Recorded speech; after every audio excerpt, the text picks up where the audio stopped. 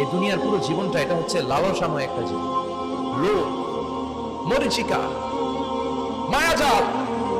এই মায়াজালে আমরা আটকে আছি, ফলে মৃত্যুর কথা আমরা ভুলে গিয়েছি।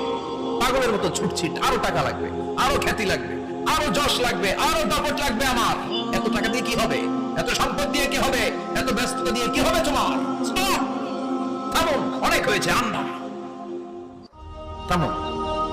Take a rest, take a breath, and think about death. Think that you have to go back to your Lord.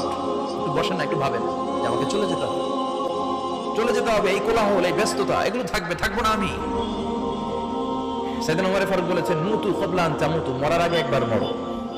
হাসিবু ক্বাবলা আন তুহাসাবু আলাইকুম, তোমার হিসাব নেওয়ার আগে তুমি একবার নিজের হিসাবটা করো না। কাগজ বের করে একটু লিখো না, কি কি ভালো কাজ করছিলা, যেগুলো দিয়ে নাজাতের ওসিলা হতে পারে। 1 2 3 আর কি কি আকাম কুদাম করছো দেখো না, লিখে দেখো তোমার অবস্থাটা কি।